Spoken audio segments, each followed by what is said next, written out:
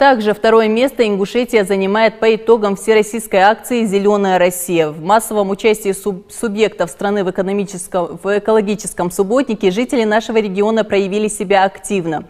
Кстати, для привлечения внимания общества в рамках акции были проведены конкурсы «Самый чистый город», «Самый чистый населенный пункт» и «Самый молодой участник субботника».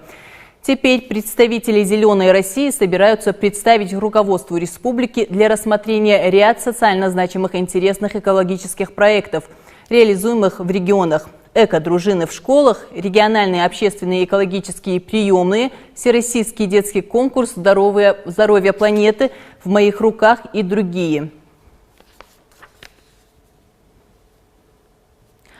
Ну а прямые вопросы о том, какова экология в регионе мы сегодня задали начальнику управления государственного экологического контроля по Ингушетии Юсупу Измайлову.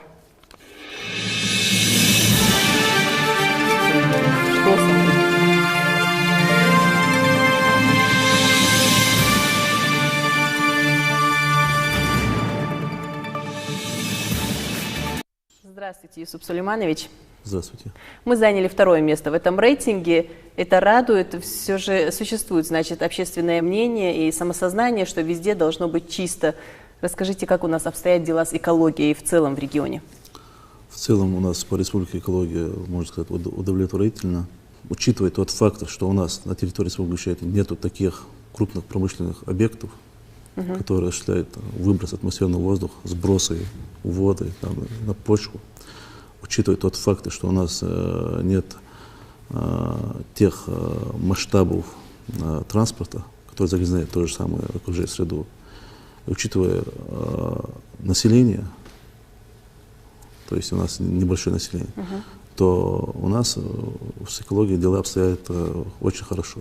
У нас горная часть вообще она чистая, то есть не затронутая. Да? Единственная у нас проблема в чем? В том, что у нас иногда образуются места несанкционированного размещения отходов в виде навалов. Но это явление временное.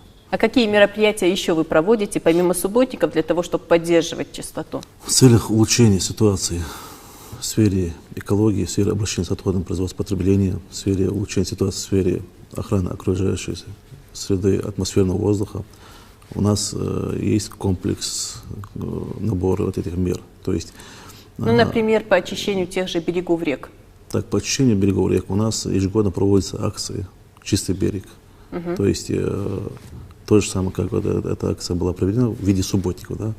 Помимо этого ведутся мероприятия, контрольно-надзорные мероприятия. То есть у нас есть отдел надзора, который ежеквартально осуществляет надзор, выявляются нарушения, принимаются административные меры воздействия, и все это под контролем. То есть берега у нас чистые в республике. Мы неоднократно поднимали в нашей программе вопрос несанкционированных свалок.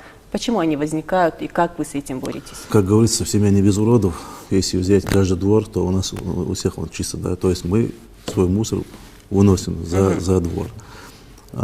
И вот определенный процент, который вот не соблюдает вот эти правила этикета, можно так сказать, вот из-за них у нас и образуются вот эти места несанкционированного размещения отходов.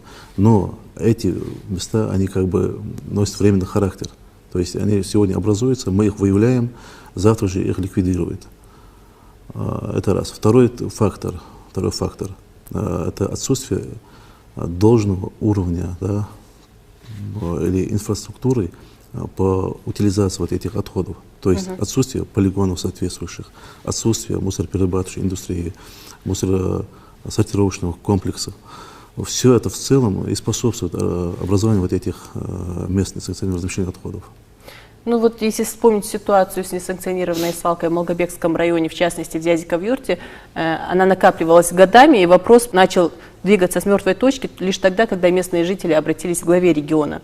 Что с ней в итоге стало, судьба этой свалки? В то время, когда эта была свалка обнаружена, мы проводили мониторинг ежемесячно. И наличие этой свалки нам было известно. Глава данного сельского поселения, это был Дядиково-Юрт, он неоднократно привлекался к административной ответственности, но по каким-то там своим причинам ему удавалось как-то уходить от этой ответственности через суды. Там. Однако те штрафы, которые мы наложили, они как бы мизерные. Должны стоить, то это от 10 до 30 тысяч и все. Почему произошло? Во-первых, это отсутствие должного надзора со стороны муниципалов. То есть в соответствии с законом об отходах производства потребления, в соответствии с законом о местном самоуправлении, 131 об охране окружающей среды, данные полномочия отнесены к местному самоуправлению. В настоящее время там уже не существует. На сегодняшний день свалка ликвидирована. Вы сказали, у нас отходы не перерабатываются должным образом. Будут ли эти заводы строиться в ближайшее время? Решается вопрос с участием комитета и комиссии, организованной правительством. То есть мы хотим на территории республики построить 3 современных полигона. То есть что по принципу межпоселенческой привязки. Что это значит? То есть будут ликвидированы все несанкционированные свалки размещения отходов, все так называемые санкционированные свалки до 3. То есть будет 3 полигона, в каждом районе будет 1 полигон. И между этими полигонами мы сегодня планируем, то есть хотим построить мусороперерабатывающий комплекс. То есть учитывается государственно-частное партнерство. Сейчас руководством нашим проводятся переговоры с инвестором, который берет на себя обязательства и готов построить вот эти полигоны и мусороперерабатывающий комплекс. Ну что ж, я благодарю вас за это интервью. Спасибо, всего доброго.